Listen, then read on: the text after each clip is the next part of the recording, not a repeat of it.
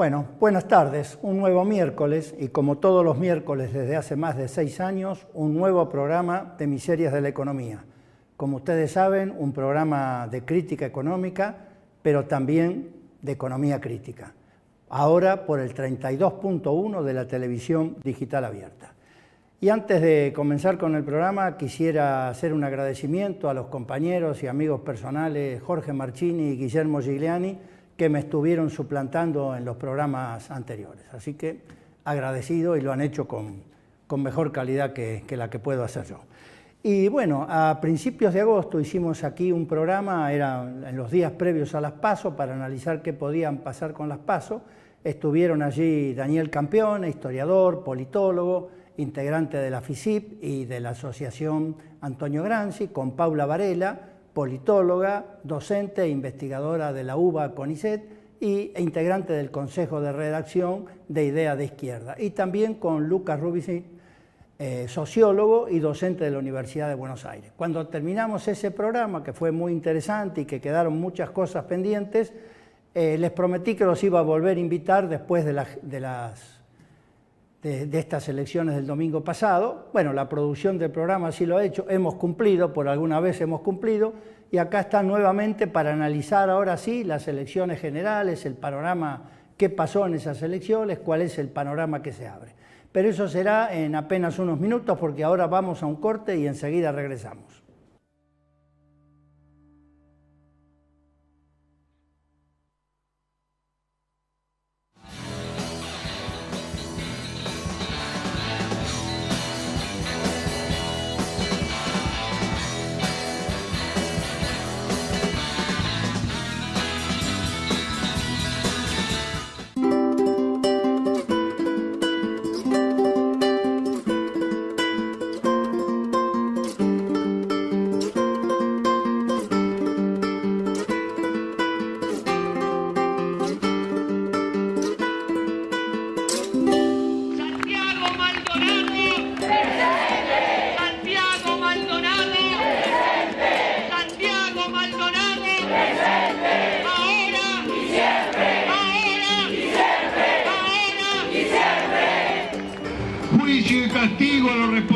Políticos y materiales de la desaparición y asesinato de Santiago Maldonado.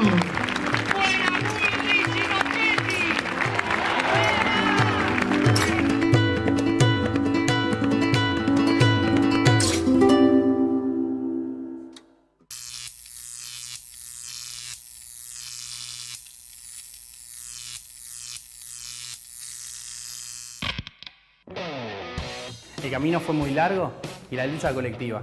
Tras un año de interferencias generadas por el grupo más poderoso del país, fuimos reubicados en la señal del 32 de la televisión digital abierta. Ahora llegaremos a más de 17 kilómetros de cobertura y la televisión autogestionada y alternativa podrá verse en toda la capital federal y gran parte del primer cordón de Buenos Aires. En 2015 ganamos un concurso para transmitir en la TDA junto con otros canales populares. Estuvimos luchando más de un año para que el gobierno Mauricio Macri respete nuestro derecho adquirido. Ahora, los vecinos y vecinas de la ciudad, la clase trabajadora en lucha por una patria justa y soberana, por una Latinoamérica emancipada, tendrá su pantalla en el canal 32.1 de la televisión digital abierta.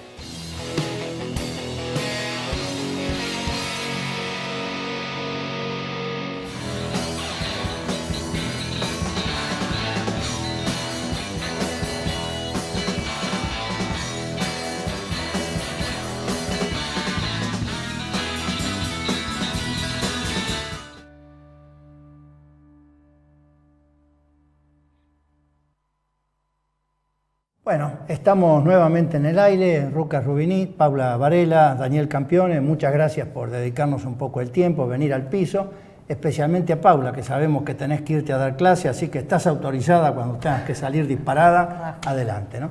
Bueno, y una rápida síntesis, un poco vulgar, uno puede decir, bueno, en estas elecciones se consolidó Cambiemos como fuerza nacional, el peronismo en todas sus facetas agudizó su crisis interna, y la izquierda cumplió sus expectativas, mejoró un poco lo que se pensaba, pero no alcanzó lo del 2013.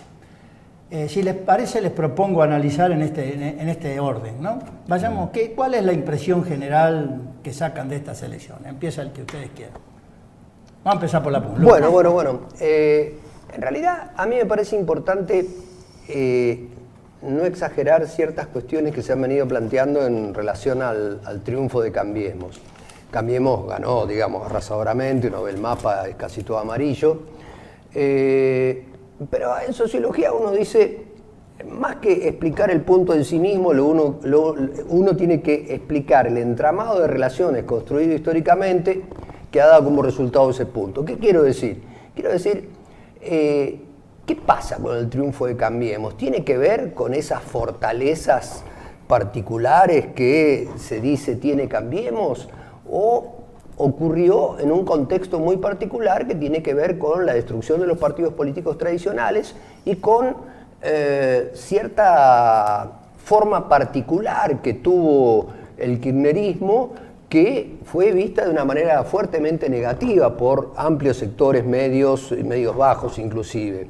Digamos, ciertas características que tienen que ver con lo que uno podría decir, hay que decirlo muy delicadamente, porque hay gente que trabaja muy sinceramente en territorio, pero hay cierta sobreactuación, hubo, de ciertos aspectos del discurso progresista que dejaron muy descalificada la posibilidad de decir cosas. Por lo tanto, en la campaña electoral que se hace en Provincia de Buenos Aires, hay una especie de remedo, una campop de Cambiemos en cuanto a la estética. Hay una estética Cambiemos con ciertos componentes populares. Entonces, es muy complicado ir adelante con esa perspectiva, y yo creo que la explicación del triunfo de Cambiemos es complejo, digamos, tiene que ver con un clima general, es más empático con el mundo internacional lo que está ocurriendo con Cambiemos, pero tiene mucho que ver también, no con culpas particulares, sino con el deterioro de algunos partidos políticos tradicionales que no saben dónde encontrar algún norte y van dando vueltas erráticas, como en el caso de este que yo menciono, que tiene que ver con las estéticas particulares que se utilizaron en la campaña. No es solamente eso, pero es un punto para mí importante. Me parece interesante lo que planteás, y el deterioro de los partidos tradicionales, pero lo que es cierto es que Cambiemos está ocupando ese espacio. ¿No? ¿Cómo lo ves, Paula? Sí, yo estoy de acuerdo con lo que dice Lucas de tratar de equilibrar un poco el análisis, porque me parece que de un lado para exagerar el triunfo, por intereses obvios del gobierno nacional, y del otro lado un poco para hacer una especie de sorpresa de por qué perdimos, digo, de la oposición kirchnerista, hay algunas cosas que están un poco exageradas. Por ejemplo, un dato politológico. Si uno mira las elecciones de medio término, tanto de Alfonsín como de Menem, ¿sí? Es decir, 85, 91 y 2005, en las tres elecciones ganó el oficialismo y ganó por alrededor de 40 puntos, o sea, unas elecciones muy similares a esta. Esto para mí no es menor porque hay un poco de circo alrededor del tema de las expectativas. Bueno, una clásica de las primeras elecciones de medio término en una elección es que las expectativas jueguen un peso mayor que en elecciones posteriores. ¿Por qué? Porque se le da crédito todavía al supuesto nuevo programa o nuevo ciclo. Creo que ahí hay una cosa importante para la pregunta de por qué ante una situación actual que ha desmejorado, sin embargo hay expectativa, lo que dicen todas las encuestas, lo que dice todo el mundo, de mejora posterior. Ahí creo que hay algo. También creo yo que me parece que hay un dato que suele no ser muy analizado, y es que el ajuste, que por cierto ha sido gradual, que no hay una relación mecánica entre ajuste o deterioro de las condiciones sociales y malestar o oposición, que para decirlo sociológicamente, el sentimiento de injusticia se construye, ¿sí? No es objetivo, o sea, no se traduce directamente de las situaciones objetivas. Y creo que en esa construcción del sentimiento de injusticia, la oposición peronista, dentro de la cual está el kirchnerismo, jugó un papel muy importante, no construyendo el sentimiento de injusticia, con dos pilares importantes. Una es claramente en el sector sindical, es decir, el hecho de que no haya habido una denuncia y una protesta a la altura del ajuste, también configura un clima de esto no debe ser tan injusto y seguramente va a mejorar. Lo mismo podría decirse la actuación del peronismo en el Congreso. ¿Por qué el ciudadano se va a preguntar, che, si todo el mundo le vota el presupuesto, si todo el mundo vota las leyes, ¿será que estamos ante algo tan injusto? Entonces ahí me parece sentar esa idea de que hay una construcción de ambos sectores de un no sentimiento de injusticia que operó finalmente en la elección. Incluso se podría dudar que el día antes de las elecciones, cuando la concentración por Maldonado, el kirchnerismo se borró de eso, ¿no? Exactamente. Pero independientemente, Carlos Pagni, este nuevo gurú de los medios, se preguntaba, ¿es posible una votación masiva a un gobierno que promete reformas de mercado en un país que tiene el 30% de pobreza y donde la economía no alcanza a despegar? Campeona. Yo creo que el tema de las expectativas ha jugado mucho, el deseo de ver una perspectiva favorable en, como decía Paula, un curso bastante normal que es la ratificación del rumbo de un gobierno, más que nada por la consideración de que hace poco tiempo que está en el poder. Pero además creo que hay que darle un valor, para agregar algo, a la habilidad en el manejo de la Alianza Cambiemos, en una construcción de consignas y de elementos de sentido común que se puede rastrear. Los que han estudiado esto, no es mi caso, lo rastrean en 2002, 2003, cuando se crean las primeras fundaciones que van a dar origen a lo que después fue Compromiso con el Cambio y finalmente se transformó en PRO y hoy lo tenemos como Cambiemos. Y en esta coyuntura ha habido un hábil trabajo de el futuro frente al pasado, la esperanza frente a la resignación, el estar cerca de la gente, la lucha contra las mafias, el eficaz trabajo sobre la imagen de algunos dirigentes o el ocultamiento directo de otros que no eran muy presentables. El caso, el binomio Esteban Bullrich-María Eugenia Vidal es algo que de características, no digo inéditas, pero poco usuales, cómo se proyectó a alguien que no es candidata y se oculta a alguien que es candidato. Y además, algo que se menciona menos, aunque lo he visto en algunos análisis minoritarios en estos días, es que también hubo un componente económico o más general material con el que Cambiemos trabajó. Pensemos en el tema del crédito. Desde los créditos hipotecarios donde se ofrece hasta 15 millones de pesos, o sea, sectores medios altos como mínimo, hasta el crédito para jubilados o beneficiarios de pensiones, incluida la asignación universal por hijo, pasando por ciertas obras públicas que no serán las de pico y pala de las que siempre habla este experto en el tema, Daniel Arroyo, pero sí son como el Metrobús, apuntando a algo muy visible que aparte, mejor o peor, tiende a a morigerar un tema álgido como es la dificultad del transporte. Creo que hay que darle atención a esas dimensiones, porque si no estamos de nuevo en la teoría del engaño, de cosas que se vienen diciendo desde el 45, la clase obrera que vende sus derechos por un plato de lentejas, el electorado que no entiende sus intereses objetivos, dicho siempre desde, por supuesto, la titularidad, poco menos, de esos intereses objetivos que algún mantra extraño define de una vez y para siempre. Entonces creo que hay que darle la valoración a la construcción de Cambiemos y apuntar, como decía Lucas muy claramente, a una duración mayor, ¿no? Yo que soy más de la historia diría, no de la larga duración quizás, pero al menos del mediano plazo, de seguir estos fenómenos por lo menos hasta 2001, o en el caso de los resultados electorales, tomar toda la etapa de restauración de la democracia representativa como punto de atención, y ahí vemos que esto no fue ni tan sorpresivo ni tan inusitado. Aparte el uso propagandístico de las expectativas electorales. Se podía escuchar en programas de horario central de la televisión por cable, hay encuestas que le dan el 6, el 8 y hasta el 9% a Cambiemos.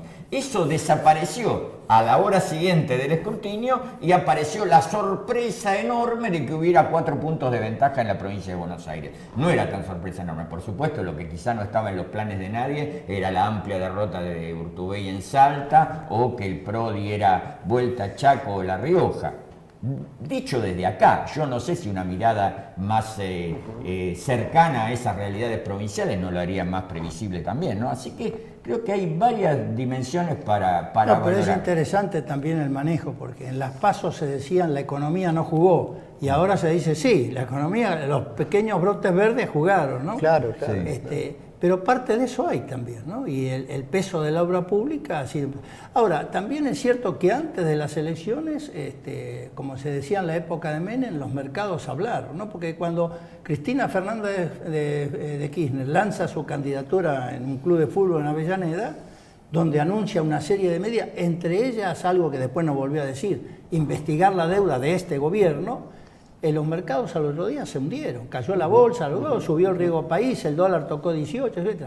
Ahora, con el resultado de las PASO, todo fue para arriba, el Mercal batió récords históricos y los volvió a batir este lunes, los récords históricos, ¿no? Es decir, hay un realineamiento de los poderes fácticos de la sociedad muy fuerte. Y hay un elemento de chantaje, inclusive, eso que tanto les gusta decir ellos mismos. Los ciudadanos, en general en círculos más o menos restringidos, los ciudadanos votan cada 2 años, el capital o los mercados votan todos los días y aparte pueden votar con los pies, que esto es una escenificación o una pre-escenificación de un posible voto con los pies. O sea, ojo que no invertimos, que podría convertirse en ojo que nos vamos, ¿no? Además, cómo se viene dando el debate también en términos económicos, porque fijémonos cómo se da el debate, entre comillas, sobre las inversiones.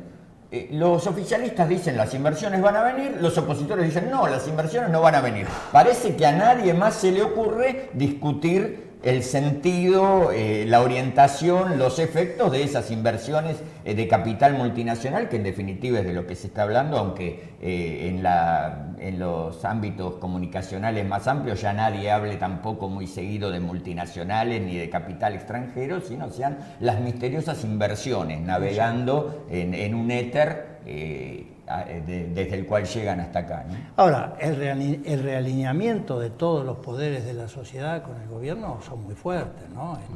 No solo el poder económico, lo vemos hoy el poder judicial, como dicen los dirigentes sindicales, que la pluma de Asís dice dadores voluntarios de gobernabilidad, ¿no? Lo que menos se ha jugado por ahora es la Iglesia, ¿no es cierto? Porque la Iglesia se mantiene con el cálculo de la pobreza, no dice nada, pero es una... Bueno, el poder mediático es fuerte, ¿no? Esto está, ¿hasta dónde esto está en relación? Que por primera vez en todo este tiempo el gran capital no está utilizando terceros para administrar los asuntos del Estado, sino que lo administran ellos directamente.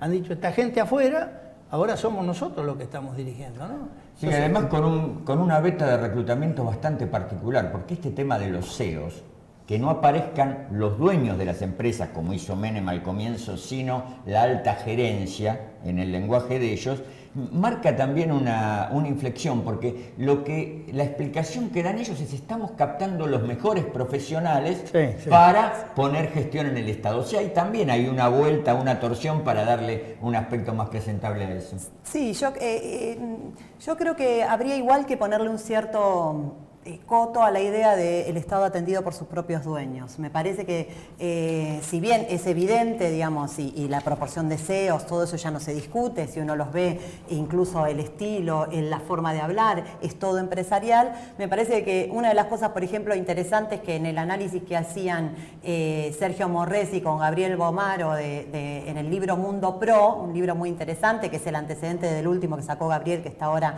en todos lados, la larga marcha de Macri, me parece que una de las cosas interesantes que planteaban ahí era cómo combinaron elementos propios del mundo empresarial con elementos propios de la política social del tipo ONG y de organizaciones sociales no partidarias que dieron una formación de cuadros medios que tenían ciertas posibilidades de transformarse en intermediarios con sectores, por ejemplo, populares. A mí eso me parece particularmente importante.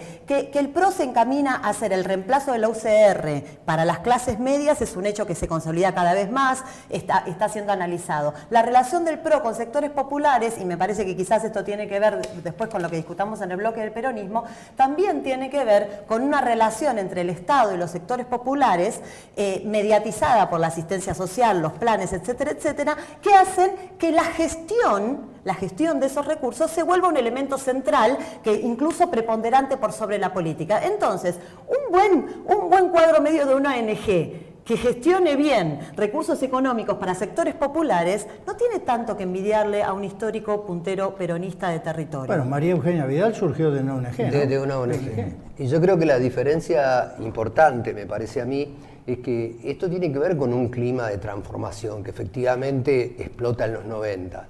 Había un célebre autor que hablaba de las ONG y de la aplicación de la racionalidad empresaria a las ONG, que se llamaba Peter Drucker, que decía, basta de la salvación por la sociedad. Ahora nos podemos salvar nosotros mismos, digamos, la especie de la autogestión social.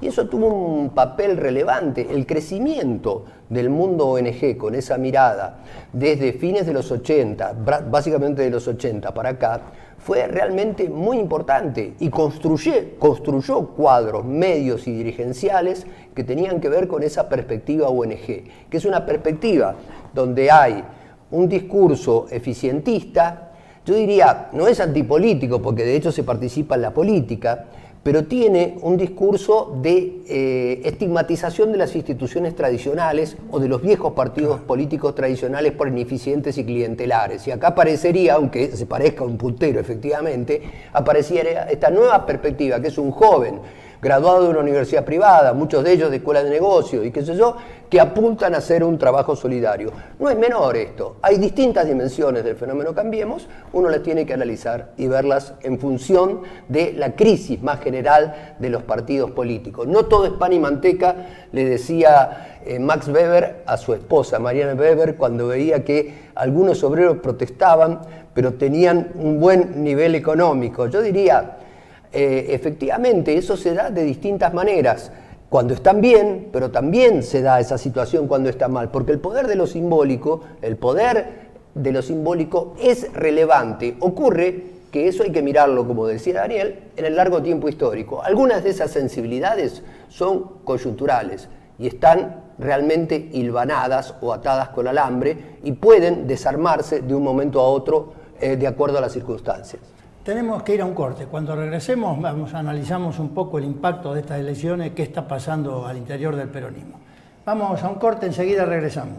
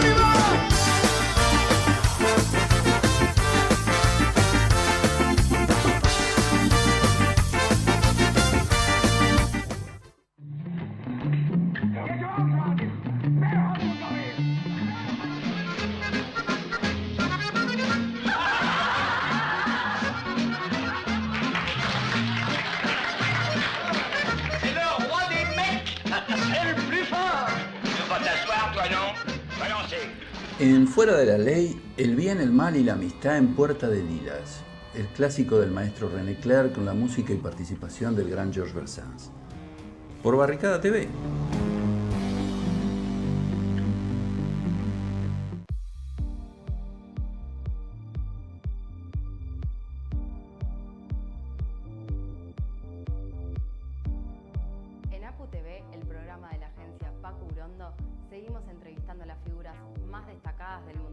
política y la cultura.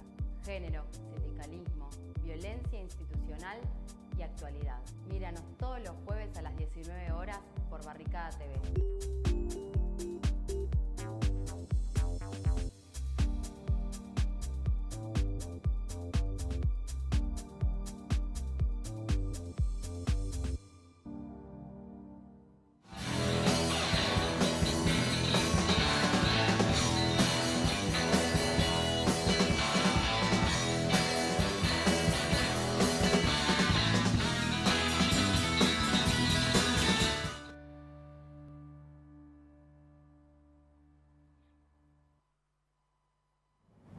Bueno, estamos nuevamente en el aire, pero antes de entrar en el peronismo, estaba pensando que el Capital festejó antes y mucho después, ¿no es cierto? El coloquio de ideas fue el máximo de ese festejo. Incluso saben que ahora salió en el diario de ayer, hoy, que algunos dirigentes de primera línea fueron fiscales. Sí. Fueron fiscales, sí. ¿no? Cristiano en la Ratazzi, matanza. y en Ya había sido provincia. el paso de las Es PASO. más que simbólico, ¿no? Pero al mismo tiempo están exigiendo que continúe el gradualismo, pero a un ritmo menos gradual, digamos, ¿no? Y pareciera ser que esta reunión que ha convocado el presidente es la punta de lanza para todo esto. ¿Ustedes creen que ahí puede salir algún consenso para alguna de las cosas estas que se están planteando? Y por lo menos de lo que estaban planteando en la reunión de ayer, creo que todo hace pensar que puede llegar a salir un consenso sobre implementación de reforma laboral a través de convenio colectivo de trabajo. Dicen que en la de marco reunión conjunto. brindaron por el triunfo de Cambiemos los dirigentes sindicales, a condición de que no le toquen la estructura sindical. Claro. ¿no? Sí. Bueno, Y ya la Macri salió a decir que no iba a tocar el unicato. Y la reforma tributaria también se insiste cada vez más, ¿no? En este tema de los impuestos distorsivos, que no sé qué irán a hacer porque se da de patadas con el déficit fiscal, pero están hablando de ingresos brutos, de cheque, ahora he visto agregado el de sellos, del que en general no se habla mucho. Ahí también habría una vía de consenso amplio con los empresarios y que no tocaría directamente a la dirigencia Bueno, sindical. pero vieron que hoy salió la otra idea, que en los salarios de hasta 15.000 pesos van a rebajar el aporte, no patronal, el aporte personal, y eso lo va a poner el Tesoro. Bueno. O sea, eso también incide en el déficit, ¿no? Sí. ¿Qué mecanismos van a hacer? Obviamente, como dice Macri, mientras podamos seguir endeudados o no, está todo resuelto, pero bueno. Sí, hablan de que tienen el tema cubierto por 4 o 5 años en materia de deuda. Bueno, me llamó la atención, lo habíamos discutido bastante nosotros eso. Yo sostenía que había varios años para endeudarse y ayer lo dijo Álvarez allí, por lo menos 3 años más de deuda sin problema tiene. ¿No? Bueno, vamos al plan original. El peronismo perdió por tercera elección consecutiva la provincia de Buenos Aires. Cambiemos ganó en los 5 principales distritos del país. Los más golpeados han sido los gobernadores, ¿no? ¿Cómo ven esto que va a influenciar al interior de un peronismo que muestra múltiples fracturas, ¿no? Cuando uno dice que hay crisis en los partidos tradicionales, a veces parece exagerado. Yo no podría llegar a decir los partidos tradicionales desaparecieron, en el sentido más fuerte que tenían el radicalismo y el peronismo, desaparecieron. Quedan las hilachas de tradiciones que se reorganizan de manera distinta. Entonces, yo creo que una derrota como esta, digamos, nunca hay que dar por muerto a nadie en la política, eso es verdad, y menos al peronismo.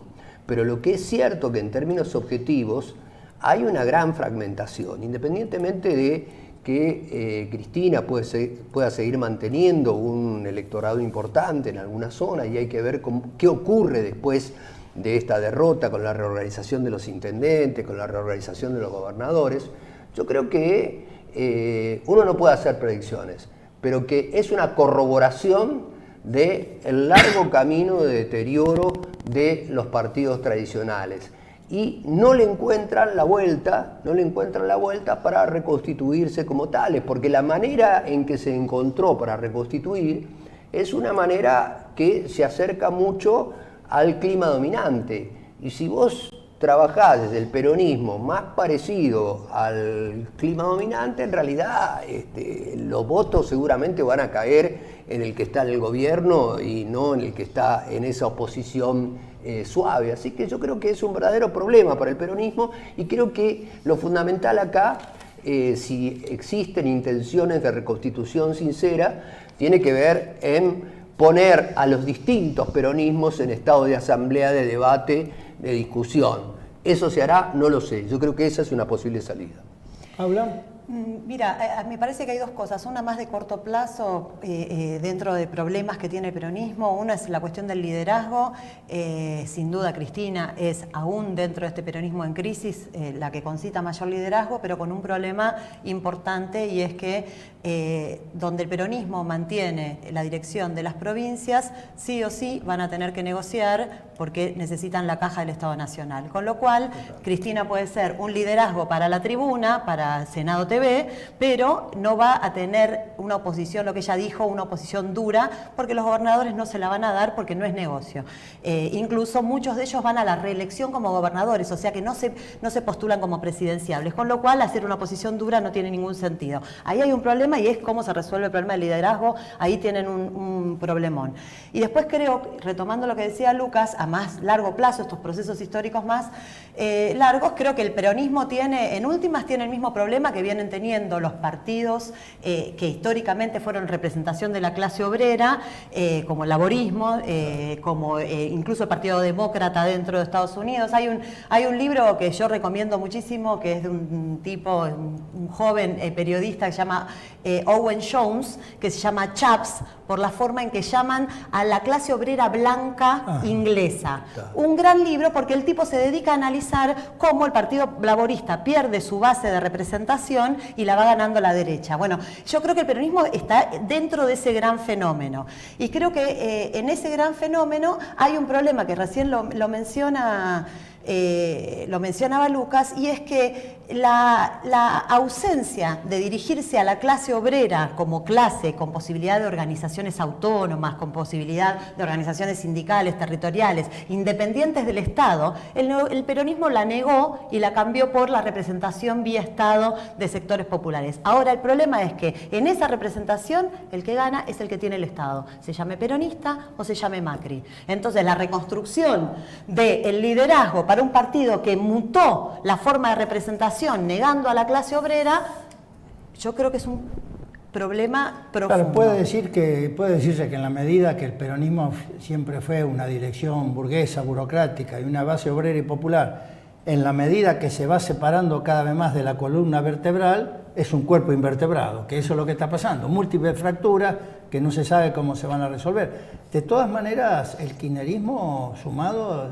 tiene casi 5 millones de votos, 4.700.000, Cristina 3 millones de provincias. Sí, no se puede hablar de la muerte política de Cristina, tampoco, como hablan muy ligeramente. Pero además, estaba leyendo hoy, yo no me había dado cuenta, que el kirchnerismo sacó más bancas que los gobernadores, ¿no? Entonces la debilidad política de los gobernadores es muy fuerte. ¿Daniel?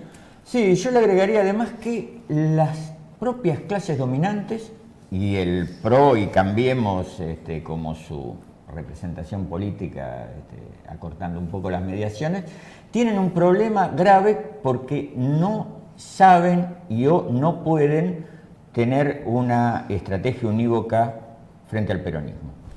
Por un lado está la ambición que uno puede ver en los editoriales o en las columnas de fondo de La Nación y en muchos otros medios, de constituir ese peronismo racional, republicano, ese cambiemos línea Pepsi, como diría alguno, como en una mirada de una estrategia de un bipartidismo que entierre definitivamente al populismo, que sea una especie de bipartidismo al estilo en plena crisis, por otra parte, del que puede existir en España o en Francia, ¿no? Dos partidos que no cuestionan en absoluto el programa del gran capital.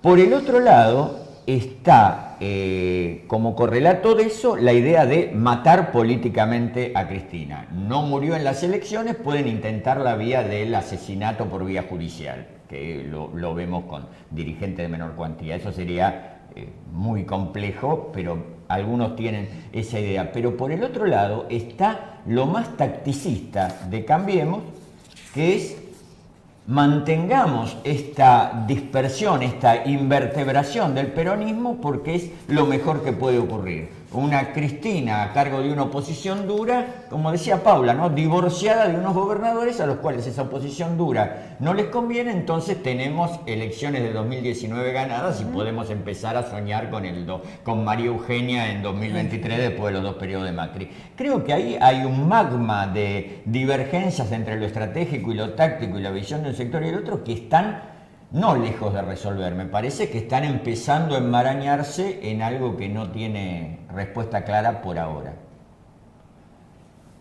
De todas maneras, en algún momento algún tipo de reorganización del peronismo va a haber. Claro. Sin duda. Ahora, sea con Cristina adentro o sin Cristina adentro, va a ser una reorganización a derecha, aun cuando el eje fuera Cristina Fernández, ¿no? Ahora, podría darse que el peronismo se reorganice sin el kirchnerismo, ¿no? Porque, digamos, si la reorganización es con el kirchnerismo adentro, va todo a derecha, por lo tanto se abre un campo muy grande para la izquierda. Por el contrario, si el kirchnerismo queda afuera, va a tender a volver a ubicarse en el centro izquierda, que además no tiene ningún contenedor en el centro izquierda, por lo cual se generan más dificultades, ¿no? Digamos, la otra alternativa sería lo que decía Daniel, de la vía judicial, pero esa la descartamos. Por ahora Sí. me parece que no está en el análisis. No está en la agenda inmediata. ¿Cómo se va?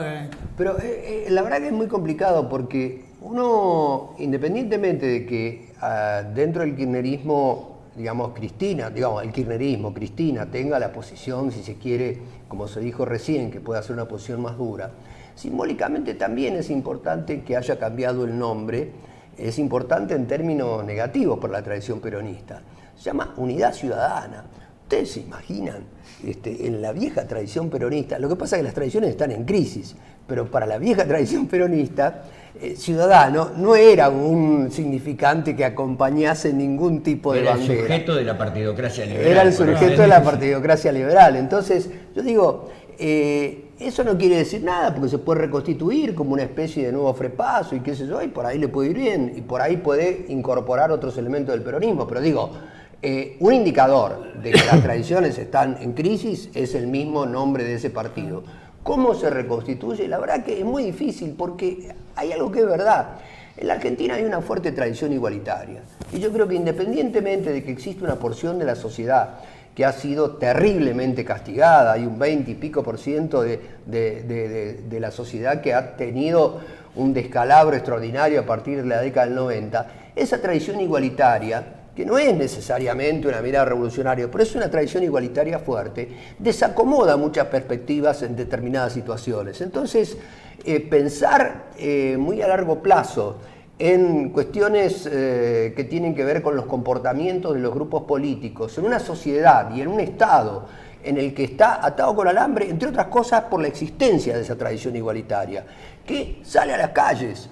A uno le puede parecer más significativo o menos significativo la influencia que ha tenido la respuesta de una porción de la sociedad sobre el caso Maldonado.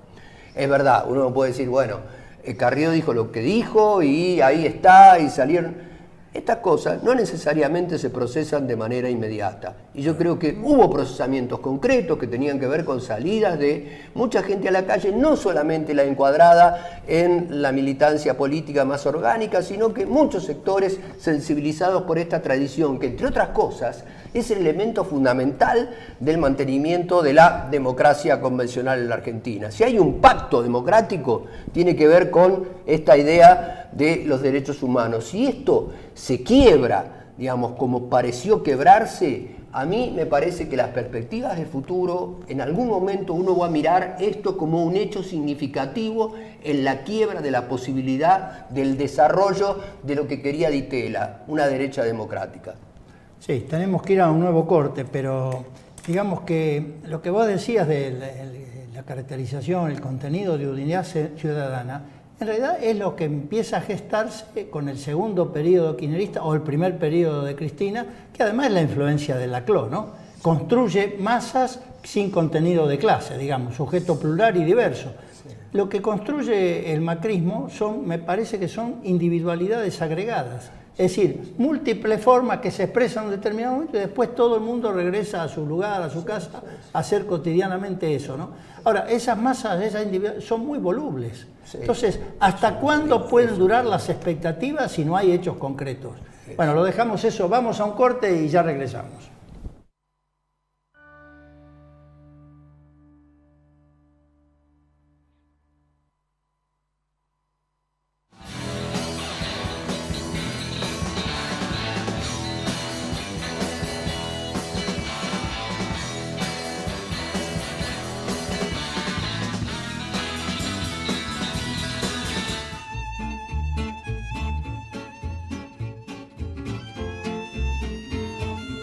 Muchas cosas que nos arrima hacerla hoy en día, tener una justicia social acá adentro, ¿sí? Por ejemplo, acá la de Sisaco ni agua potable nos da, hoy la tenemos nosotros, la compramos. Muchas cosas, la ropa, por ejemplo, tenemos la ropa de primera, botines, que la compramos nosotros con nuestro trabajo. Entonces hemos conseguido muchísimas cosas con una fábrica antes privada que facturaba 17 millones de dólares por año. A veces nosotros teníamos que hacer paro para que nos den la ropa. Así que cambió muchísimas esas cosas y la manera de trabajar.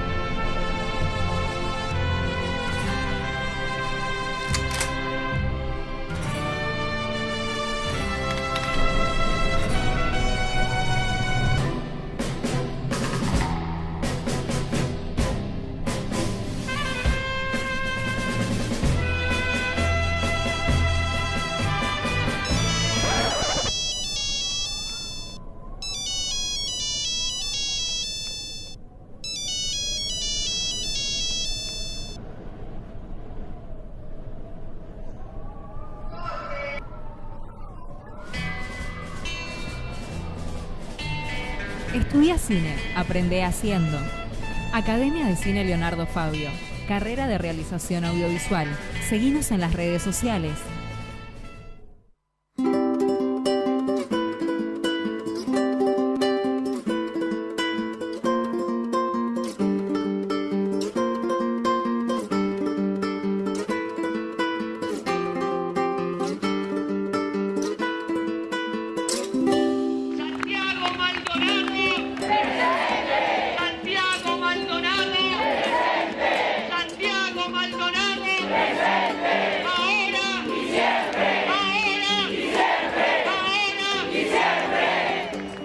Juicio y castigo a los responsables políticos y materiales de la desaparición y asesinato de Santiago Maldonado.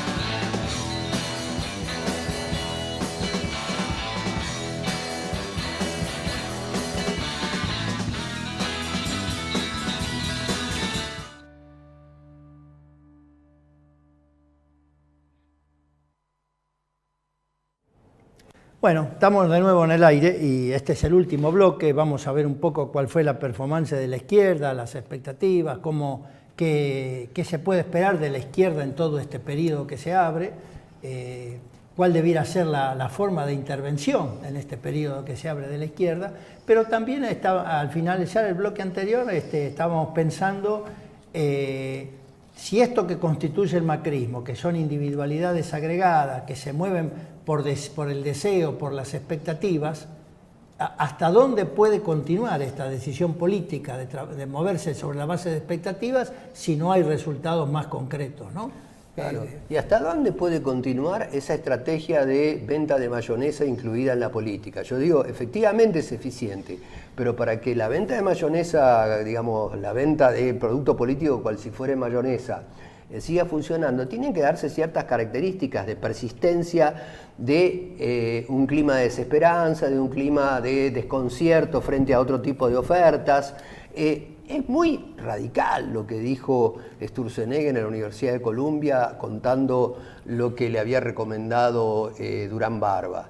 Es decir, no hay que hablar de nada. Bueno, está bien, uno se puede reír de eso, ellos se ríen de esa situación. Ahora, la pregunta es, ¿cuánto tiempo esto sobrevive? ¿Cuánto tiempo uno puede hablar solo de paz? No habla solo de paz, habla en relación a discursos que fueron percibidos estéticamente como agresivos. Yo creo que efectivamente estas expectativas de individualidades agregadas son fluyentes y pueden reorganizarse de distinta manera, son circunstanciales y se reorganizan de distintas maneras y esa reorganización puede tener otro sentido. A mí me parece que el peso que tienen estas expectativas también tiene que ver con la sobreideologización del periodo previo. Quiero decir, el bastardeo, o sea, se puede vender también mayonesa porque antes se vendieron derechos humanos de la mano de Milani. O sea, el divorcio entre las palabras y las cosas en el kirchnerismo pobreza también. Menor que la de Alemania. Exacto, No, sí, sí. bueno. Una presidenta abanderada de los derechos de las mujeres, pero una radical antiabortista de la primera línea. Es decir, ese divorcio entre las palabras y las cosas hace que hoy la venta de mayonesa sea más efectiva, digo, para meter también un poco de continuidad entre una cosa y la otra.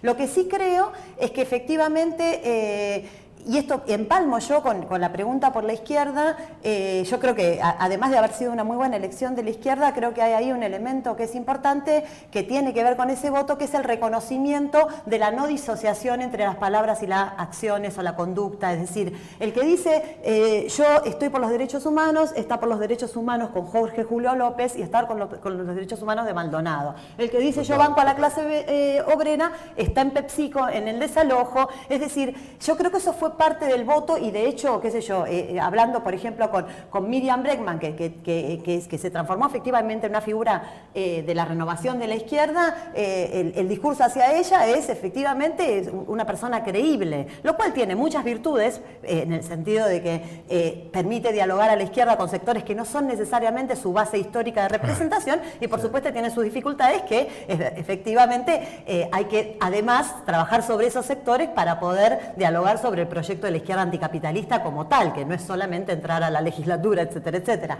Pero me parece ahí que para pensar en el panorama que viene, nosotros, la posibilidad de que haya oposición peronista con o sin Cristina, también depende de cómo se sitúe ese sector del cristinismo ante escenarios de mayor conflictividad, que me da la impresión que a medida que esas expectativas no sean satisfechas, en una sociedad que, como dijo Lucas, es una sociedad movilizada, es una sociedad con mucha gimnasia de protesta, es una sociedad con mucha salida a la calle y con una izquierda que es consecuente en esas luchas, la posibilidad de un kirchnerismo o de un peronismo de oposición también va a depender de cómo se ubica en relación al escenario de conflictividad social.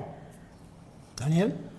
Creo que hay que destacar mucho en cuanto a la actuación de la izquierda en las elecciones, lo que hablábamos en el corte, ¿no? Por un lado, una presencia importante en la provincia de Buenos Aires. Logran 2 diputados por primera vez desde la constitución del FIT y no sé cuánto habría que retroceder en la historia de la izquierda argentina para encontrar 2 diputados en la provincia de Buenos Aires. No es fácil. Por el otro lado, los analistas interesados hablaron de derrumbe o de dilución en Salta y en Mendoza. Mentira. Salta y Mendoza fueron 2 muy buenas elecciones que no alcanzaron el porcentaje llamativamente alto, en particular en Salta, por las características de la provincia, que se dieron en elecciones anteriores. Pero estuvieron, Paula debe tener la cifra exacta, pero estuvieron ahí por arriba del 10%. Mendoza 12%.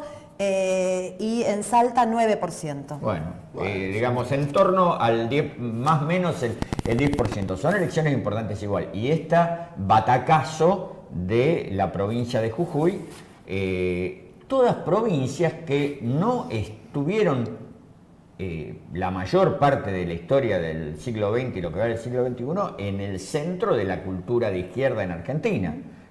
Habría que preguntarse y muchos estarán estudiándolo más que preguntándose por qué no Córdoba, por qué no, aunque sea las grandes ciudades, Rosario, etcétera. Habría que preguntarse por eso también para no ver solo... Bueno, habría que ver que el proletariado cordobés vota masivamente a Cambiemos. Claro, por eso. Hay que interrogarse en sentido activo, en sentido de acción política más o menos inmediata, que es lo que ocurre en provincias que sí han estado en el centro de la rebeldía popular y de la actuación combativa de la clase obrera en particular.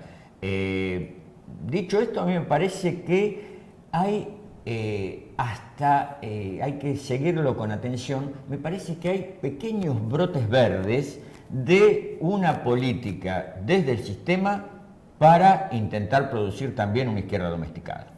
Es decir, las respetuosas referencias a Miriam Bregman, a su cultura, a su estilo, a todo, que se dicen a las 9 de la noche en programas reaccionarios en toda la línea, creo que no son casualidades ni son sincericidios de los periodistas. Creo que están viendo que la izquierda tiene un espacio amplio y entonces van a producir lo que el establishment inteligente produce siempre que ve algo a la izquierda. Tratar de generar la socialdemocratización o la neutralización. Por eso, muy importante lo que decía Paula, de relacionar esa buena imagen conseguida, aparte en muy buena ley, porque no se trata de una buena imagen hecha a base de agachadas o vacilaciones, sino todo lo contrario, pero ver cómo aprovechar esa imagen en función de su conexión con las luchas concretas y con las necesidades populares de cada lugar. Creo que podemos ser optimistas en ese sentido. Yo no veo un escenario de fácil domesticación del Frente de Izquierda o del PTS. Sí puede ser que aparezcan también algunas propuestas que tiendan a reconstruir una centroizquierda, que podría ser el mismo cristinismo en versión frepacito, como diría el tan citado Jorge Asís, ¿no? Que intentara una ligazón mayor con las luchas, al mismo tiempo un discurso atractivo para las capas medias, un entronque internacional de tono más autónomo y... Sí, hay que ver también que en esto que vos decís, esta maniobra mediática, que hasta tanto, en todo este periodo la izquierda le cuestiona las bases al kirchnerismo, ¿no? Sí, digamos, en ese sentido, para la derecha, alentar a la izquierda por ahora era ganancia, porque al kirchnerismo. Habría que ver qué pasa si esto toma otro sello. No, de hecho, dato de color, los fiscales del PRO decían, no, nosotros les cuidamos los votos. Claro. Sí, por supuesto que es reversible, pero me parece que tampoco en eso, que es un punto menor de la agenda de ellos, pero que lo tienen en la agenda, tampoco en eso hay que pensar que va a haber una política unívoca. Va a haber distintas tácticas frente a un posible crecimiento de la izquierda y cómo evitarlo, que de eso se trata desde el punto de vista. Nos quedan 2 minutos que los vamos a estirar a 3. Vamos a forzar un poco a la directora. Pero la izquierda en su conjunto sacó 1.345.000. 1.200.000 y moneda le corresponden al FIT. O sea, da la sensación de que el FIT tiene un precio establecido, ¿no? Que puede variar un poco más o menos, pero está establecido, ¿no? Ahora, ¿cuál sería el lenguaje? ¿Cuál sería la forma de intervención más allá de la participación en las luchas? Porque un poco la idea que hay mucha participación en las luchas, pero no hay una disputa de sentido por qué proyecto de país presenta la izquierda, ¿no? Entonces me parece que es el momento de comenzar a intervenir también en este sentido, porque a Cambiemos va a haber que discutirle el proyecto de país, porque ellos ya dan por sentado que tienen 6 años por delante y ya están hablando que hay una pelea entre Peña, Vidal y Larreta a ver quién va a suceder a Macri, pero en el 23, ¿no? Para ir cerrando. Sí, yo creo que hay una cuestión en las izquierdas existentes acá que tiene que ver con lo que se dijo acá. Hay una implicación absolutamente demostrable en los distintos procesos de lucha. Pero creo que hay en algunas zonas de esas izquierdas, hubo, particularmente el PTS, digamos, hubo mayor flexibilidad para pensar fenómenos que eran fenómenos injustos en términos republicanos y que promovían situaciones conflictivas en términos de esas tradiciones republicanas a las que no necesariamente levantan como una gran bandera. Yo digo, el caso de Emiliano Sala, por ejemplo, independientemente de que se esté de acuerdo o no de acuerdo con la cosa, era una buena discusión que se propuso. Era una buena discusión y conflictiva, porque en un contexto de deterioro de los valores republicanos que parecen defenderse, esa experiencia me parece que agranda la mirada de las izquierdas. Y obviamente siempre yo creo que hay una discusión interesante sobre, a partir de un ejemplo concreto, cómo esto tiene que ver con procesos sociales y económicos mucho más amplios. Paula, para ir cerrando. Mira, yo creo que hay una cuestión que tiene que ver con el crecimiento del FIT y que fue, por ejemplo, y que excede el problema de una izquierda luchera, ¿sí? Que es, por ejemplo, el cuestionamiento de la casta política, y que fue un elemento muy discutido, incluso muy criticado, y que sin embargo yo creo que es un elemento que permitió en el 2013, pero vuelve a permitir ahora, y creo que va a volver a permitir más adelante, una discusión muy central sobre régimen político y sobre tipo de sociedad en una sociedad con crisis de partidos políticos y con una cada vez mayor separación entre las dirigencias y las bases. Entonces, a mí me parece que esa, por ejemplo, es que se popularizó bajo la idea de que un diputado, por ejemplo, yo ayer escuchaba la radio y está la discusión de que bajen el salario de los diputados porque algunos ganan más que un gobernador. Entonces el parámetro era el gobernador, que ganaba a su vez, por supuesto, 100 y pico mil pesos, mientras que... entonces, me parece a mí que en ese tipo de discusiones, en las discusiones sobre derechos humanos, para una izquierda que no compra sin inventario el término y el problema de los derechos humanos, son discusiones que van más allá de las luchas y que tratan de introducir otros modelos sociales dentro de la discusión política nacional. Daniel. Yo creo que están las condiciones dadas para dar una gran disputa en torno al sentido común y, como diría Gramsci, al desarrollo de los núcleos de buen sentido, que ese sentido común que se sabe es asistemático y con pulsiones conservadoras contiene. Y me parece que también sería necesaria una búsqueda de amplitud en el buen sentido, de amplitud dentro del espacio de izquierda, de amplitud dentro de las clases explotadas, de las clases subalternas, como diría Gramsci. No un frente popular ni horrores de ese estilo. Y me parece que el FIT podría ampliar su base de sustentación con otros sectores de izquierda sin dejar de ser el FIT. Creo que viene teniendo una actuación destacada en 4 elecciones, no es un fenómeno temporario, no es un proceso estrictamente local, lo que decíamos en otras provincias. Bueno, me parece que todos los que aspiramos a ser de izquierda nos tenemos que replantear el qué hacer frente a esa realidad emergente con claridad.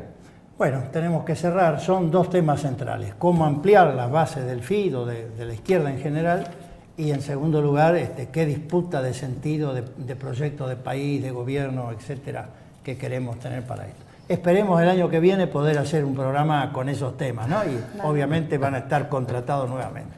Lucas Rubinit, muchas gracias. Muchas Daniel gracias. Campione. Muchísimas gracias. Paula Varela, podés irte a dar clase con el deber cumplido. Muchas gracias por venir. Y gracias también a ustedes por estar del otro lado de la pantalla y seguirnos miércoles a miércoles. Nosotros nos vemos dentro de 7 días, pero usted no se vaya, que ya viene el Noticiero Popular. Será hasta la semana próxima. Buenas tardes.